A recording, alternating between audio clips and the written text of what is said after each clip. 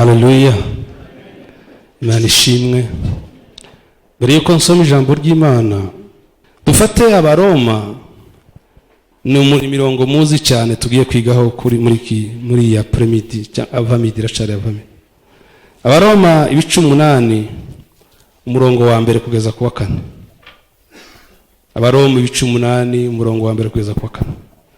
Reka mbanze mpasome kwa nje utangira, ibisigaye uraza kumfasha buhoro buhoro tuge.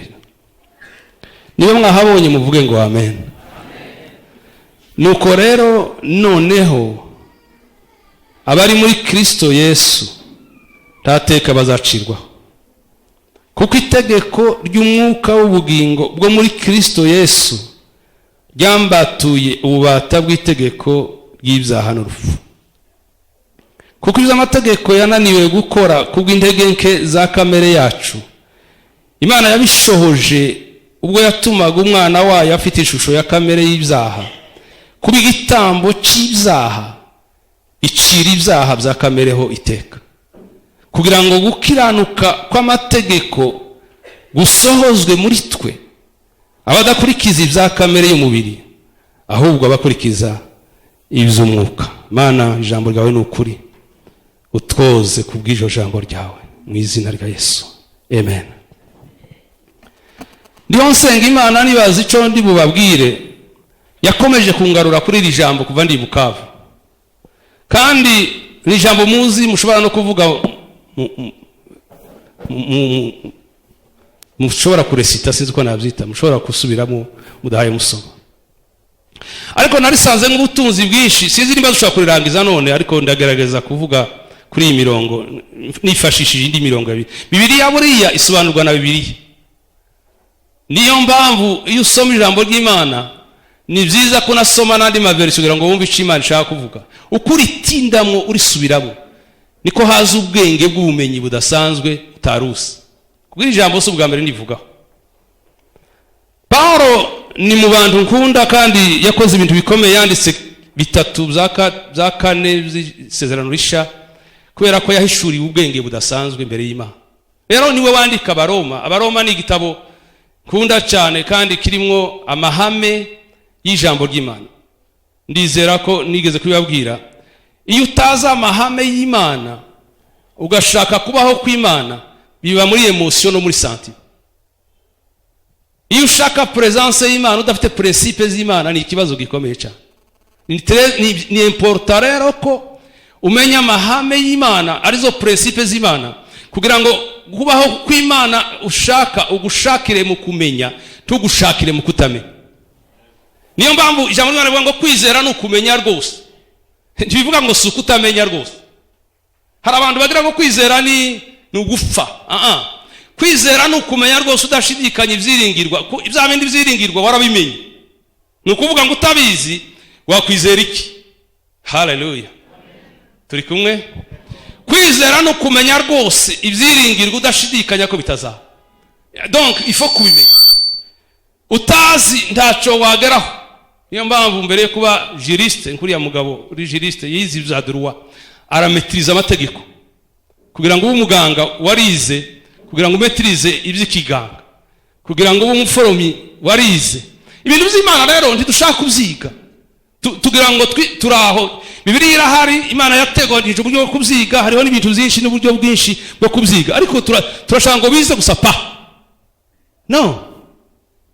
Tachiza ikiza pa nagakiza, kuko twakijijwe kubw'ubuntu bw'Imana mu nzira yo kwizera. Ibyo ndibyavuye kuri twe ngo twirate, icoco twaragihawe. Ejo nanigisha kuri ya Samariya kazi hari narindi bampaye iteme ivuga ngo igihe kirageze kandi kirasohoye, ubwo abasengera data mu mwuka no muri. Karibu madam, twabavuze mutahari rero, ubwo karibu kabisa, pole sana. Uva mvuguriya Musamariya kazi, umurongo wa 4 uravuga ngo Yesu yiyumvamwo ko agomba guca Isamariya. Yesu yiyumvisemo ko ugomba gukizwa, urakizwa. Tigeza kugica inama, tigeza kugica inama amashuri yawe, tigeza kugica inama umugabo wawe. Niyo mpamvu ubona hari abagabo bakijwa abagore batarakizwa. Yiyumvisemo ko ugomba gukizwa, urakizwa. Ico cyo n'ubuntu. Iyo rero maze gukizwa ukabayinyora ukaba bebe, ni malheureux. ni nko kuba uri umuntu washizwe ubutunzi imbere ukabugarda ntubukoreshe kandi buri imbere y'amaso yawe. Rero Paulo mu Baroma niho hari amahame ngenderwaho yo kubakirwaho n'itoro ry'Imana, les principes fondamentaux de la vie chrétienne. Ni mu Baroma, kuko Abaroma bahera kwerekana ko umuntu wese yakoze icyaha nta mwiza uhaba, les moralistes bari he, abayuda bari he, abagiriki bari, bose bakoze icyaha, nta n'umwe ukwiriye imbere y'Imana. Noneho wagera ku bice bitatu ugasanga hariho gukiranuka kw'Imana tudaheshwa n'amategeko n'ibyahanuwe, ngo nubwo ari byo biguhamye, nguko gukiranuka no gukiranuka kw'Imana ngo tubonera mu kwizera Yesu Kristo. Haleluya, haleluya. Rero iyo utazi uhora uri bebe spirituel, bene abo batazi icyo bazi bagira ngo barabizi kandi ntacyo bazi, bagatera ibibazo kubera kuko bakoresha Imana itubabarire, Imana itubabarire. Rero ageze ku bice 7 ahura n'ikibazo cya kamere irwana n'itegeko ry'umutima cyangwa itegeko ry'umwuka, kuko itegeko ry'umwuka ni ryiza, ariko kubera ko njewe ngizwe n'itegeko ry'umubiri cyangwa mfite kamere ntibishobora kumacinga, kuko iyo tegeko ry'umwuka jewe ndi umunyamubiri ntako byahuza. Haleluya. Aravuga ngo nshaka gukora icyiza ngasanga ndiko ndakora ikibi ndashaka, ngo nsanga muri je hari amategeko abiri, ngo hari itegeko riname na rinzana gukora ibyiza, ariko iryo gukora ibi rikariganza, kuko ndi umunyamubiri, ndi umunyakamere y'umubiri. Ariko agera hanga haravuga ngo nuko rero noneho umva ko ka haleluya. Nuko rero noneho ni ijambo rivuga ngo okay, ibyo mumaze kumva imbere mwabyumvise kandi muzi uko mwabyumvise, ariko noneho rero kandi natekereje ibintu bikomeye hariya mu cyongereza biravuga ngo but now tibivuga but today, no, tibivuga ngo mais aujourd'hui, no, biravuga ngo now, maintenant, abajuriste bagiye kuverifya no kuri, ni byiza kuverifya kureba. Abakristo babere ngo baraverifyaga bakareba n'ibyo babwiye ari ukuri, usanze ari byo nibyo. Haleluya. Heza Imana amashi kuko irabikwiriye. Umva ngo nuko rero noneho but now, mais maintenant, abari muri Kristo Yesu. Iyo niyo point centrale. Imana ishimwe cyane. Mushaka kumva ijambo ry'Imana? Murarikunda? Mukunda Bibiliya? Ejo narigishe nimugoroba umwana umwe arahaguruka ngo yavuye muri kwanza ngo agize muri kabiri. Ngo ijambo ngo nigishe ngo ava muri kwanza agize muri kabiri. Urabona bagisira imbere nyine bahaye bavuga ibintu. Ndashaka ko muva muri kwanza. Aya hano ndi muri kwanza. Hano muri ko mu wa gatandatu. Ndashaka muja muri secondaire. Haleluya! Ngo nuko rero noneho, nuko rero mente. Sinzi ibyo wari uri mwejo. Sinzi ibyo wabaye mu mwaka ushize. Sinzi ibyo wabaye mu munsi w'ejo bundi. Sinzi intambara warwanye nayo, ariko nuko rero none. Lenderererere seke yakoto. Gulugulu kusa. Haleluya! Nuko rero noneho abari muri Kristo Yesu, umva iki kintu. Imana yitureba, ntiturebera mu murara, ntiturebera mu mafaranga, ntiturebera muri famiye, iturebera muri Kristo Yesu. Imana ishimwe. Ngo nuko rero noneho uyu munsi wa none abari muri Kristo Yesu, the question is, ikibazo niki? Ndi muri Kristo Yesu. Kuko utari muri Kristo Yesu ibikurikira ntacu bikumariye. Uko ari ukuri kw'Imana ibikurikira ibindi bikurikira naho twaduhagarara aho ngaho. Nuko rero abari muri Kristo Yesu. Yes. Ese umuntu aba muri Kristo Yesu gute? Fata Yohana.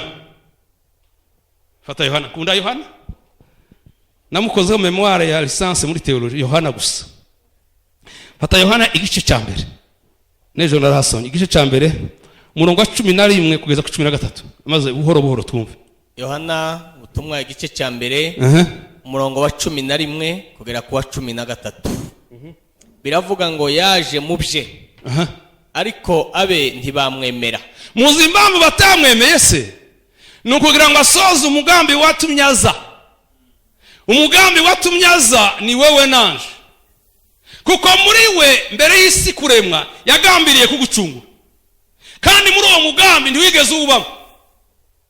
Yaje mu bye ariko abe sinzi uko il est venu chez les siens, mu gifaransa bivuga les siens, il est venu chez les siens mais les siens ne l'ont pas reçu. Yaje mu be, mu kinyarwanda bizari kuvuga yaje mu be ariko abe ntibamwemera. Umva rero gikurikira 12 12. Icyakora abamwemeye bose abamwemeye bose akizera izina rye. Kumwemera ça veut dire mu gifaransa bivuga c'est qu'ils l'ont reçu. Abamwakiriye bose noneho muri kwa kumwakira barizera, bizera izina rye.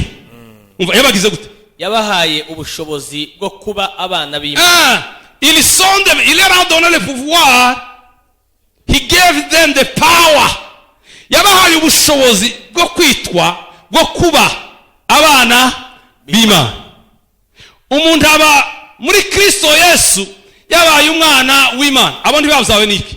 Abo ntibabyawe n'amaraso cyangwa n'ubushake bw'umubiri cyangwa n'ubushake bw'umugabo, ahubwo babyawe n'Imana. Umva nkubwira iki kintu, ngo abo yamenye kera yabatoranirije kera kugira ishusho y'umwana we, kugira ngo abe imfura muri bene se benshi. Twahindutse abana b'Imana. Rero nimba warahindutse umwana w'Imana, wagiye muri Kristo Yesu. Reka dusoma akantu kamwe kanje muri Yohana 14.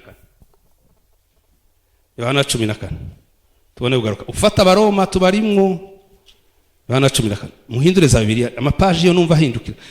Iwacu basigaye bakoresha ngo za iPhone n'ibindi byose, nta mapaji ahindukira, ntumenya nimba hayasoma, nimba ari ku mafilime, nimba ari kuri WhatsApp, ntubizi. Ngo niko ngo nibyo bigezweho. Niho ndashaka icyo nshaka.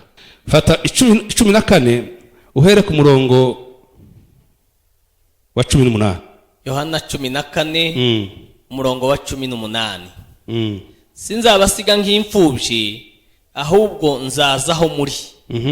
Hasigaye umwanya muto, abisi ntibabe bakimbona, ariko mwebweho muzambona, kuko ndiho namwe muzabaho. Uwo munsi muzamenya ko ndi muri Data, namwe mukaba muri nje, nanje nkaba muri mwe.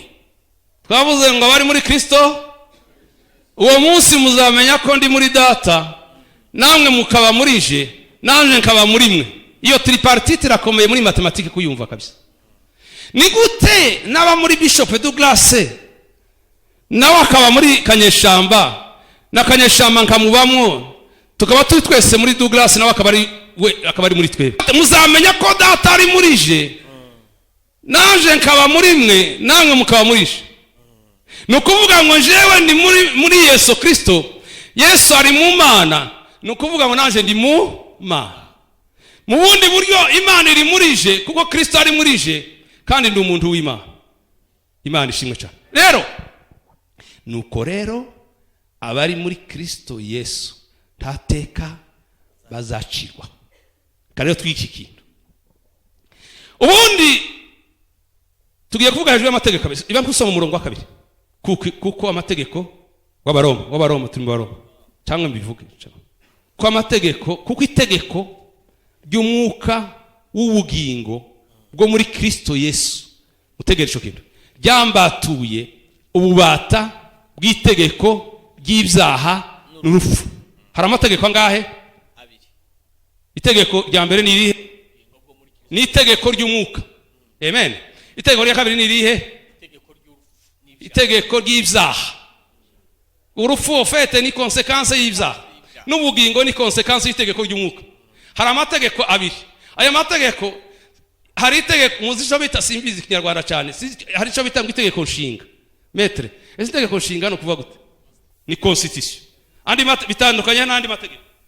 Nuko ari ryo rikuru, andi yose ari kwikira. No, hafi itegeko nshinga ari ryo constitution, kugira ngo rikureho udutegeko tundi tugomba kuba turi munsi y'itegeko nshinga. Imana ishimwe. Ngo noneho abari muri Kristo Yesu nta teka bazacirwaho, kuko itegeko ry'umwuka w'ubugingo bwo muri Kristo Yesu ryambatuye itegeko itegeko ry'ibyaha n'urupfu, ububata bw'itegeko n'ibyaha n'urupfu, ibikurika tuja kwivuga. Burya itegeko rikuru niryo rikuraho ritoya. Ordonnance loi ikomeye ikuraho intoya kuri iyo ngiyo. Itegeko ryaje nyuma ryari itegeko ry'umwuka. Itegeko rya mbere ryari itegeko ry'umubiri, ariyo rya kamere. Birwanira mu buzima bwa Paulo, arabyiga neza asanga birakomeye. Aravuga ngo malere homme que je suis, ngo rino ushobora kumbatura ninde? Ntawe n'umwe. Imana ishimwe cyane. Ariko rero noneho haje itegeko risumba iry'urupfu n'iry'ibyaha. Iryo tegeko iry'ibyaha n'urupfu ryagombaga kuzuzwa, ryagombaga gukurwaho gutya, kuko ibyo Imana ikora ntizayivuguruza. Byari ngombwa ko itegeko ry'ibyaha n'urupfu risohozwa, rigerwaho. Imana ishimwe cyane. Byari ngombwa ko Imana iba satisfait, cyangwa se kuba satisfait nuko gute, inyurwa. Kuko iravuga ngo ibihembo by'ibyaha hagombaga kuba ikiguzi gifa kugira ngo iryo tegeko ryuzuzwe imbere y'Imana. Munsi y'isi no mu ijuru hejuru no mu isi hazima nta numwe wigeze aboneka akwiriye kumbura kiriya gitabo cyangwa se ngo abanagura ibimenyetso bikibumbishije, ntawe numwe. Biba ngombwa ko Imana yishakamo solution. Vuga ngo Imana yishatsemo solution. Haleluya! Kanyeshamba ntabwo yari kuba solution, mukwiza ntabwo yari kuba solution. Isolution yari imwe gusa, nuko utarigeze kumenya icyaha ahinduka icyaha kugira ngo mbirire gukiranuka kwiwe muri Kristo Yesu. Bishakamwo mu butatu butagatifu hishakwamwo solution. Imana ishimwe. Hishakwamwo solution kubera ko hagomba kuza itegeko risoza itegeko rya mbere rikanarikuraho burundu. Imana ishimwe cyane. Komeza rero. Kuko umurongo wa 3, kuko ibyo amategeko yananiwe gukora ubw'intege nke za kamere yacu, Imana yabishohoje ubwo yatumaga umwana wayo ufite ishusho ya kamere y'ibyaha kuba igitambo cy'ibyaha, acira ibyaha bya kamere icira ibyaha bya kamereho iteka. Ofete ibyaha nibyo zaciriweho iteka. Kuko Yesu ari ku musaraba, Imana yamwimye amaso kubera ko Imana itareba ibyaha. Yahindutse icyaha, ntiyigeze akora icyaha, ariko yahindutse icyaha kugira ngo icyaha kisurubiwe. Haleluya, haleluya. Niyo mpamvu icyaha kidagifite imbaraga kuri we. Ntukazuga n'uvuga ngo ariko ibyaha nabyo birakomeye, ngo Satani barakomeye. Ninde wakubwiye ko Satani akomeye? Ninde wakubwiye ko ja muri Baroma 6? Ariko turagaruka tuje mu Baroma 6. Sinibuka verse ariko ndayibona, kuko impamvu ije Imana ndiyo yizana itafite impamvu. Abaroma 6 umurongo wa 5 kugeza ku murongo wa 7. Turaza kugaruka ari handi. 6 umurongo wa 5 kugera ku wa 7. Ubwo twateranijwe nawe gusangira urupfu nk'urwe. Iyo reka nkubaze rero, ese twateranijwe na Kristo gusangira urupfu koma muri kwa kwikorera ibyaha byanje, kemera ko abyikorera mu byo kwizera, nabaye identifié nawe. Mbicho bita mu Gifaransa participant à la nature de Dieu. Bisobanura iki? Nateranijwe nawe mu rupfu rwe kuko nemeye ko urupfu rwe ari rwo runcungura. Imana ishimwe. Ntimwaye mwumvizo bintu ukawera dufasha. Ngasubiramo ngo ubwo twateranijwe nawe gusangira urupfu nk'urwe, niko tuzaba duteranijwe nawe gusangira kuzuka nk'uko. Komeza. Kandi tumenye iki? Umva icyo nshaka kuvuga icyo. Yuko umuntu wacu wa kera yahambanywe nawe kugira ngo umubiri w'ibyaha ukurweho. Yes, wakuweho. Kwe kugumya kuba imbata z'ibyaha. Yes. Kuko n'itegeko ry'umwuka w'ubugingo muri Kristo Yesu ryarambatuye ububata bw'itegeko ry'ibyaha n'urupfu. Donc umubiri w'ibyaha wacishijwe bugufi. Umubiri w'ibyaha nta mbaraga ugifite ko narapfuye. Iyo umuntu yapfuye mwamuvuga nabi, mwamuseka, mwamuvugira hirya no hino, intumbi urayikritika. Yagiye mu kuzimu, uri urakritika intumbi yapfuye. Vuga ngo Yesu ashimwe. iyo bakugaya bakagusuzugura nimba warapfuye turi wa wundi uvuga ngo ariko bazambona ngo reka twarakijwe ariko kameme ngo iyo wapfuye nta kusura kuvuga biba byararangiye. Jeweho nafanye na Kristo ngo icyakora ndiho ngo nimba ndiho sinjuriho ni Kristo. Kristo yabayeho hehe ku musaraba? Haleluya, haleluya. Twabambanywe nawe ariko turiho kubera ko twasangijwe nawe gufa. Twasangiye na Kristo urupfu kubera ko tutemera gusanga urupfu. Niba kuvuga ube wasimbutse ngo bamvuze, reka bakuvuge baravuga ikitariho, nturiho, turiho, warapfuye. Niyo mpamvu utagomba kwirwanira ureke Imana agire gute ikurwanire. Rega nta namoko ufite ngo kandi tumenye iki kuko uwapfuye abatsindishirijwe ibyaha. Ariko niba twarapfanye na Kristo twizera yuko tuzabanaho nawe. Icyo twizeye si ukugubwa neza gusa, tunizeye ko tuzabanaho nawe ko yarazutse. Imbaraga z'urupfu mu Gifaransa rero nous devons savoir que la puissance du péché a été anéantie. Haleluya. Rero nuzazurwana n'icyaha uzumenya ko cyatsinzwe. Uvuga ngo ariko ku musaraba ubusambanyi buhaye bunkurikira, ubwibzi buhaye bunkurikira, ubunkurikira Satani, umenya ko byarangiye. Imana ishimwe. Kubera iki? Ja ku murongo wa 4 nihute gato. Mu Baroma 8 umurongo wa 4. Ku murongo wa 4 biravuga ngo kugira ngo gukiranuka kw'amategeko gusohozwe muri twe, abadakurikiza ibyaha kamere y'umubiri ahubwo bakurikiza iby'umwuka. Imana ishimwe.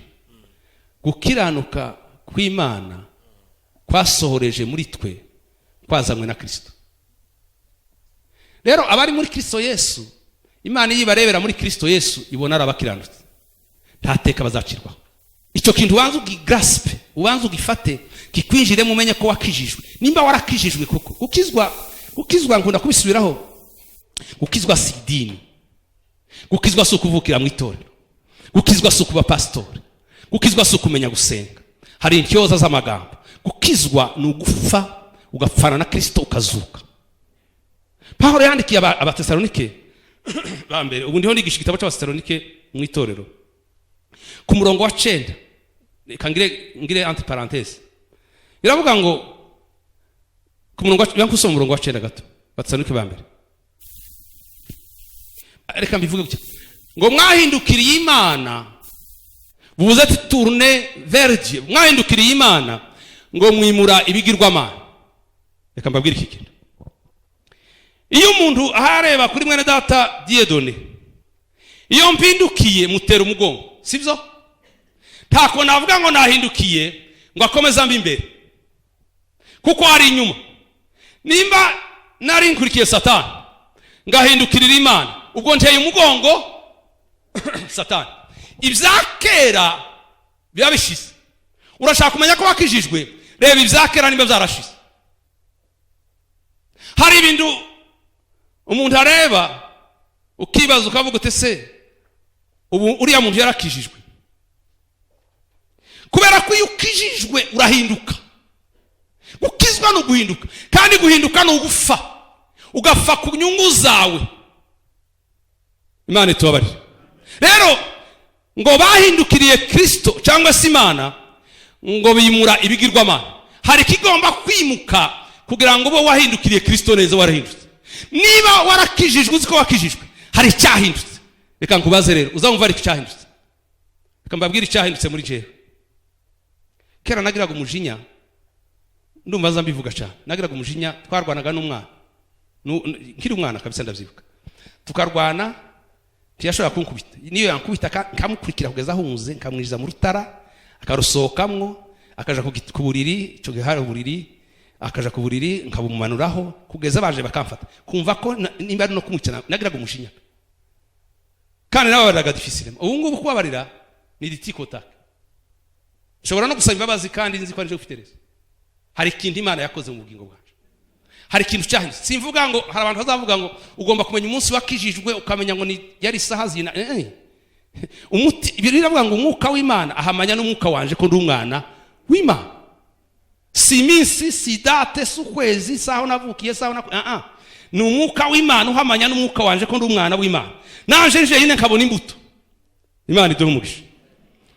Ngo abo ngabo bakiranuka Imana ngo bera imbuto zitakibakoza isoni. Hari imbuto wera zikukoza isoni zerekana uburiwe. None se umuntu yahinduka akomeza akabesha?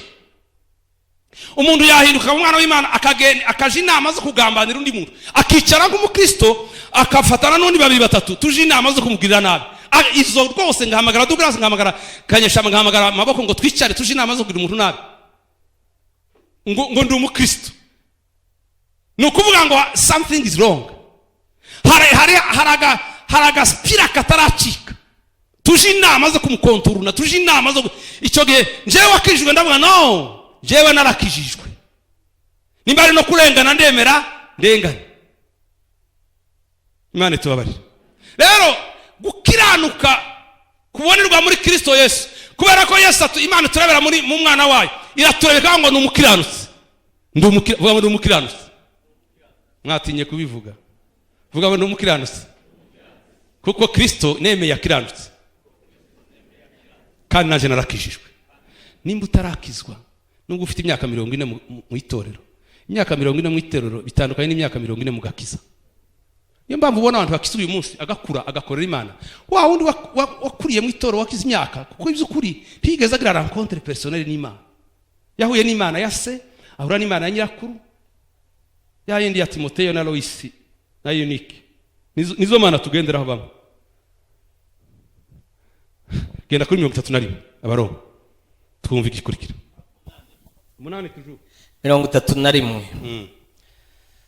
None ubwo bimeze bityo tuvuga iki? Ubwo Imana iri mu ruhande rwacu, umubisha wacu ninde? No nakizateri ni afite ikibazo. Kuko aratuwakiza hehe? Umurezi wacu ko dukiranutse komeza. Mbese ubwo itimanya umwana wayo ikamutanga ku bwacu twese, izaburite kumuduhana n'ibindi byose? Uvuga ikurikira. Ninde uzarega intore z'Imana? Ninde? Ni Imana kandi ariyo izitsindishiriza. Kugira rero ngo ucirweho iteka nuko uregwa. Ninde se uzakurega? Imana niyo igutsindishiriza. Kuko urakiranutse. Ikurebera muri nde? Muri Yesu. Komeza. Ninde uzaziciraho iteka?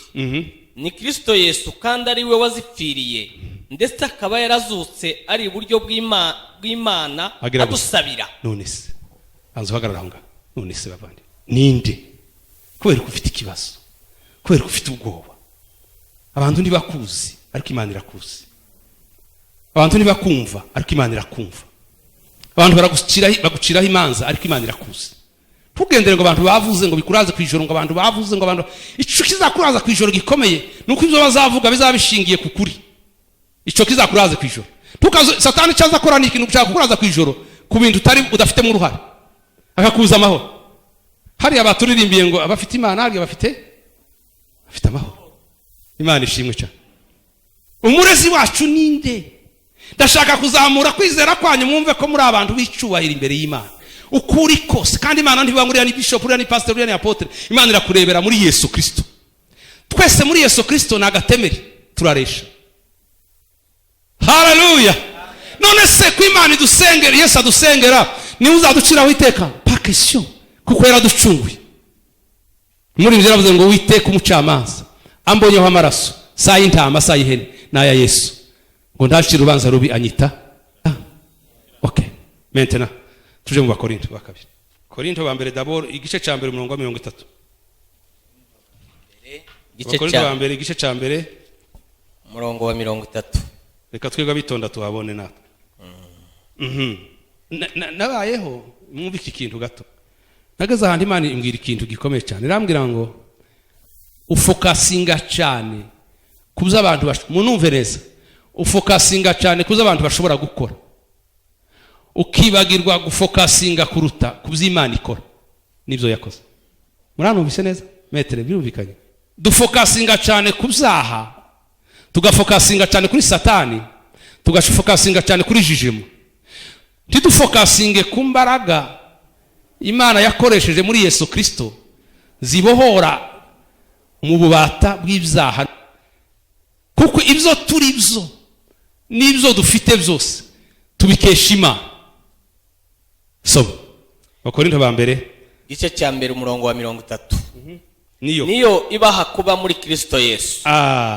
Abari muri Kristo Yesu nta teka bazacirwaho. Kuba muri Kristo Yesu bituruka he? Ni ibiduha.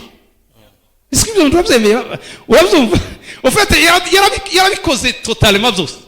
Il s'est arrangé pour arranger tout avant le temps. Nibaha kuba muri Kristo Yesu. Uwo ninde iyo? Imana. Niduha kuba muri mu Faransa bivuga gute? Ninde ufite Faransa? Valérie ufite Faransa? Soma icyongereza. But of him you are in Christ Jesus, who became for us the wisdom from the God. By him. Mu Faransa? Mu Faransa gano mwara kirisifi. Kivuga gute ma? Mais Dieu vous a unis à Jésus-Christ et il a fait du Christ notre sagesse. Il nous a élus en Jésus-Christ. Yadutoranirije muri Yesu Kristo. Hallelujah. Niwe waduhaye kuba muri Kristo Yesu. Dusubire rya jambo rivuga ngo ariko rero noneho abari muri Kristo Yesu. Komeza. Nibaha kuba muri Kristo Yesu. Waduhindukiye ubwenge buva ku Mana. No gukiranuka no kwezwa no gucungurwa. Okay. No Yesu ntiyakiranutse gusa, yahindutse icyaha, anahinduka no gukiranuka. Kandi ko gukiranuka yahindutse, yari umukiranutse mufete. Yabihindukiye twe. Imana ishimwe. Rero niduha kuba muri Kristo Yesu waduhindukiye. Imana rero yaturangiza ikaturebera muri Kristo Yesu, nta rubanzi ducira avuga ngo bari n'abakirano. Nubwo Satani yaturega twitwikirije amaraso ya Yesu Kristo, ntagiyadushobora. Imana ishimwe. Amen. Imana ishimwe. Amen. Imana ishimwe. Abakorinto ba kabiri ibice 5 niho turangiriza. Korinto ba kabiri ibice 5. Mukunda Bibiliya? Ni muzirambure nzirebe ko muzifite. Bari basore b'inyuma ndebe Bibiliya mufite? Mwebwe basore b'inyuma Bibiliya ziri he? Oya hari abandi bari hari hagati batazibona. Mubasomere mubafashe gusoma. 5 uhera ku murongo wa 14. 5 umurongo wa 14. Urukundo rwa Kristo ruraduhata kuko twemejwe yuko kuko umwe yapfiriye bose ariko bose bapfuye. Kandi yabire kubera ko twemejwe kubwo urukundo rwa Kristo nta kindi kiduhata. Ibyo ukora byose reka nkubwire iki kintu. Ibyo ukora mu murimo w'Imana, nimba uri president wa commission cyangwa departement cyangwa ministère cyangwa umupasiteri, ibyo ukora byose check your motivation. Nimba utabikoreshwa udasukumwa n'urukundo. Mu Gifaransa baravuga ngo l'amour de Christ nous presse, nous étreint. Urukundo rwa Kristo nirwo rudusukuma. Iyo ukorana iyindi intention uraruha ukitotomba nka Marita kandi wabikora ibyiza. Jewe nyine gusa nije ukora nije uboneka nije ugira gute nta wundi uboneka none ico genda ukoreshwa n'urukundo ukoreshwa n'ikindi kintu motivation. Sibwo ngo ushaka kuruha ngo urukundo on power ngo urukundo rwa Kristo ruraduhata ngo kubera ko twemejwe neza kumwe yapfuye bose bagize gute none se ko twapfuye kubera ko ushaka kubaho. Nimba ushaka kubaho ubera ngo Kristo yabayeho. Imana tubabarire cyane. Komeza. Kandi yapfiriye bose kugira ngo abariho be gukomeza kubaho kubwabo. Ni ukuvuga ko nimba ukiriho kubwawe turapfana na Kristo. Nimba ukiriho kubwa ukomeje kubaho nkuko wabayeho mbere ntacyahindutse.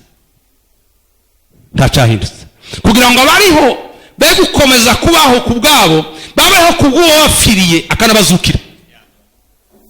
Imana idufashe. Babeho kubw'uwo uriho kubwande. Ibyo ukora ubikorera nde? Kristo. Ubikora uwundi muntu wapfuye akazukana na Kristo. Imbaraga ukoresha si imbaraga zawe, ni imbaraga zabaye investi muri wewe kuko uri muri Kristo Yesu. Niyo mpamvu iyo bakureba baravuga ngo uriya siwe ni Kristo. Komeza. Nico gituma uhereye none tutazagira uwo dutekereza dukurikije amasekuruza. Nubwo ariko twatekerezaga Kristo. komeza. ariko noneho ntitukimutekereza dutyo. Umuntu wese iyo ari muri Kristo aba ari icyaremwe gishya. Simbuka usome 21 turangiza. 21. Kuko utigeze kumenya icyaha, Imana yamuhinduye kuba icyaha ku bwacu, kugira ngo muri we duhinduke gukiranuka kw'Imana. Okay. Utekane rero. Niba uri muri Kristo Yesu, na nyuma y'urupfu hari ubugingo. Niba uri muri Kristo Yesu, uko bizagenda kose nta teka uzacirwaho. Uko bizagenda kose uzabona ijuru, kuko uwagucunguye il s'est rassuré ko afite imbaraga zihagije zotuma udasubira inyuma. Erega ubukristo bwawe ntiburinzwe nawe, burinzwe niyo yaguhamagaye, kandi yaguhamagaye niyo kwizerwa no kubikora izabikora. Ubukristo ntitatubukuyakuye, burarinzwe n'amabuye n'ibiti ntibwawe. Ubuse nasubira kwa Satani koma nagwa, c'est vrai, ariko relation yanje n'Imana nk'umwana w'Imana fini terminé. Uyu munsi ni wambwira ngo ntukiri mwene kiringa, fini. Nubwo yafejo agafejo bundi, fini. Tiwamubwira ngo si mwene hoga, tishoka. Kuni relation nimba naravutse ubwa kabiri, fini terminé. Kera narinzi ko umuntu ashobora gutakaza agakiza ntaramenya ibyo ari byo. Izo ni inyigisho zikomeye cyane abantu benshi batumva. Agakiza ntiwakihawe, wagahawe kubw'ubuntu bw'Imana. Ikindi wahawe kubw'ubuntu bw'Imana, kubwo kwizera, no kwizera kwatumye wakira Yesu ni impano y'Imana. Amen. Yuda yaravuze ngo agakiza kacu karindiwe muri Kristo Yesu, kararinzwe n'impande zose. Ntumbaze ngo karinzwe na marayika umeze gute, ariko kararinzwe. Kuko washunguye, amaboko yancunguje si matoya kugira ngo afashe kutasubira inyuma. Ushobora kugwa mu cyaha. Ikibazo mpangize ni ikibazo cya kominyo, ubusabane n'Imana. Ariko kuvuka mu nzu y'Imana nk'umwana w'Imana, c'est terminé, c'est fini.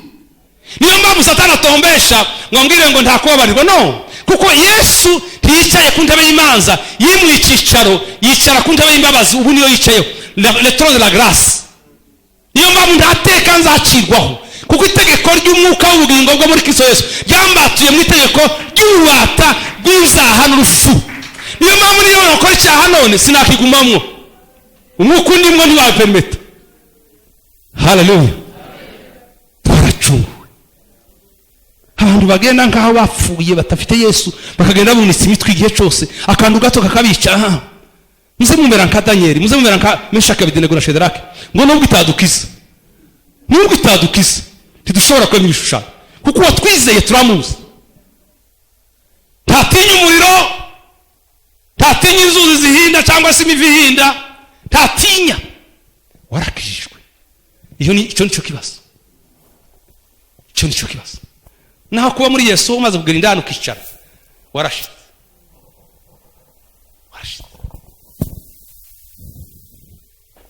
Kandangize mbabwira iki kintu. Ton salut est sécurisé. Agakiza kawe kari secure, karateka. Nimba kakijegajega ntako wabonye, nimba warakabonye ntikajegajega. Haleluya. Miri none se umutima wanje wambwira ngo so wanje, umunsi umutima wamvamwe mapfuye. Barambwiye abaganga ngo ikiremwa mbere mu muntu, umwana mu nda y'umuntu ngo ni umutima. Naratangaye, si ubwonko ni umutima. Nicyo kintu cya mbere kibanza kuza. Simbizi nimba abambwiye barambwiye, ariko niko bambwiye. No kuvuga rero ko niyo mpamvu Imana iba mu mutima. Kandi mu mutima si umutima nko kuwutekereza, ni muri conscience. La conscience cyangwa se umutima nama, aho ni Imana itura. Ahandi mu bugingo haba hari n'ibindi byinshi, ariko naho Imana itura. Bwira mugenzi wawe ngo noneho, subira ngo noneho, kubera kuri muri Kristo Yesu nta teka uzacirwaho. Icyo cyatuma ngenda nemye imbere y'Imana n'imbere ya Satani. Yagira ngo rancokoza, akabwira ariko ntate urayirihiriza ubusa, ndaguye ariko ejo nzabyuka. Haleluya. Ndaguye ariko sindambarara, kuko ndi muri Kristo Yesu. Kandi urabizi ko Kristo Yesu yagukoreye ku musaraba, yaguhemuye ku manywa y'igihanga abagabo, kumugaragara aravuga ngo byose bigize gute, imekwisha. Wowe ibindi byose ariko umenye ko hari itegeko ry'umwuka ryakubatuye mu bubata bw'ibyaha n'urupfu cyane kikuzaho uzamenye imbaraga muri Yesu Kristo. Hari irindi tegeko rikomeye kuruta iryo ngiryo. Muhaguruke. Abarinzi bakeya batambuka imbere. Abarinzi bake batambuka imbere. Ndakora ibintu bibiri. Ushobora kubura aha ngaha ututa wibaza nakiriye Yesu cyangwa se namwakiriye. Wibaza. Niba ukibaza ukonfirme cyangwa se uyarangaje mu buntu bw'Imana. Sinshobora kuduta ko ndiho. Niko ndaduta n'agakiza kanje. Rero aho uri rwose ngiye gusengera abo bantu nico cyambere. Cya kabiri ushobora kubura aho utazi Yesu. Rwose utazi Yesu. Reka tugire ico kibicambere. Utazi Yesu. Taramwakiriye ko mukwiza n'umucunguzi. Uri mu itorero, uri mu idini ariko ntigeze mwakira. Nimba uri hano zamura ukuboko kwawe tugusenge. Wakire Yesu kubera umwami n'umucunguzi. Akubera umukiza. Niba uri hano. Tugire isoni ngo maze iminsi hano ndo muririmbyi. Tugire isoni zo kwakira Yesu. Ntateye isoni Yesu. Arakwiriye. Nimba ndawe turaza gusengera abo ngabo. Icya gatatu turagusengera abantu bafite ibibazo bitandukanye. Sinzi ibyo ari byo. Kuko ngo Yesu ari iburyo bwa se aradusabira. Badufashe turirimbe dusenge. Yesu mwama himbazwe Izina ryawe. izina ryiwe ryogejwe yanyugishisha maraso ye Yesu ahimbazwe Yesu mwami Yesu mwama himbazwe Hallelujah izina ryiwe ryogejwe Hallelujah yanyogeshe Shakarabanda.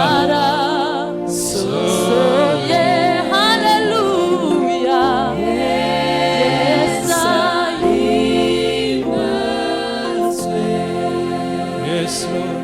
Yesu mwami Yesu mwami Yesu mwama himbazwe izina ryiwe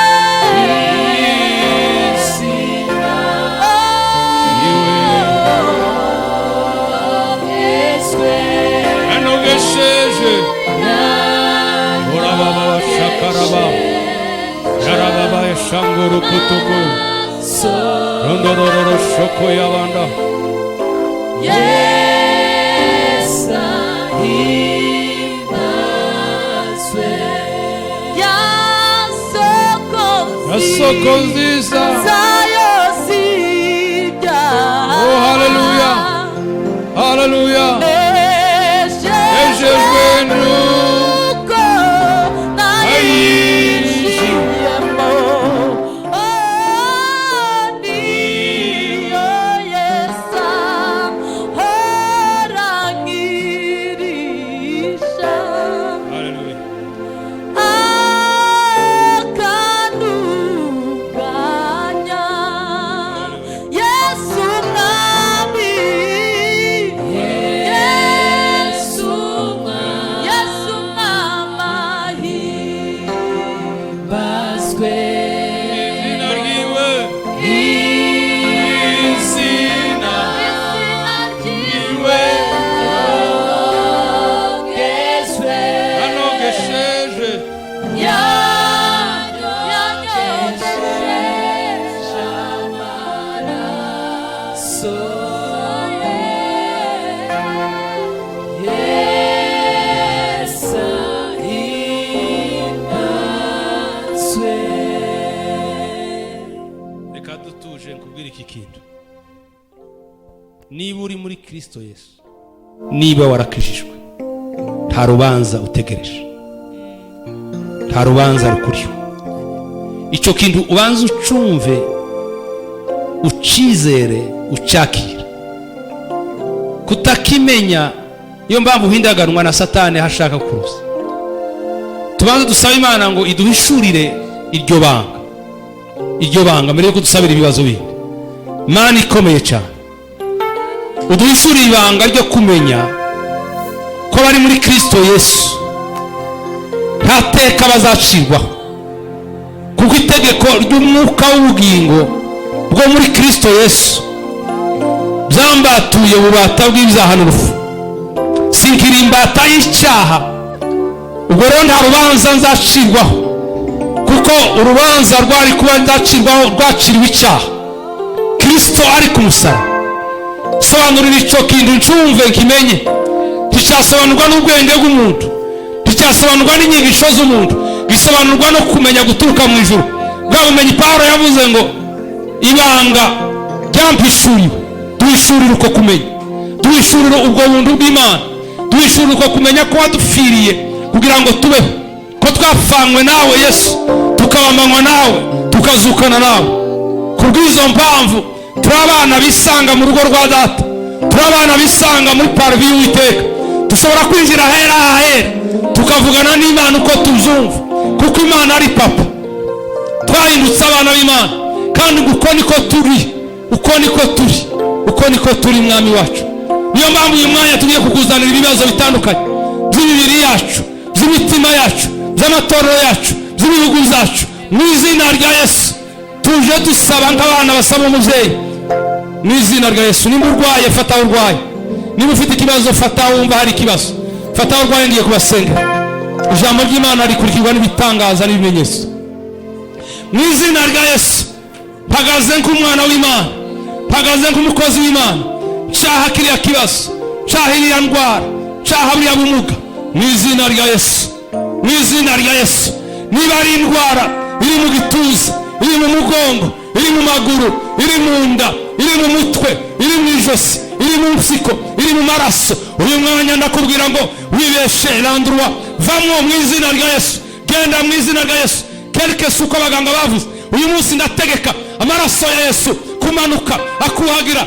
Niko ijambo ritubwira ngo amaraso yawe twarakize, mu maraso yawe twarakize, mu maraso yawe twarakize, mu bikomere byawe twarakize. Reka kire, yakire gukira, yakire kuba mutaraga, abaye mutaraga mu izina rya Yesu. Indwara irahunze, indwara iragiye, aho ituruka hari hose uyu mwanya ndayicashe mu izina rya Yesu. Ikibazo kindi cyaricyo cyose afite, cyabari cy'ubushomeri, cyabari cy'ubukene, cyabari cy'urwangano, cyabari cy'amacakubiri, cyabari cyo gusuzugurwa, cyabari cya division muri famille. Reka uyu mwanya wa none sabe inite, sabe kuri Imana, Imana ukigakora ubushobozi bwawe mu bugingo bwawe. Cyubahiro kibicawe Data, tuzamura amaboko yacu imbere y'Imana. Twakire kubaho kw'Imana, twakire gukomera kw'Imana. Haleluya.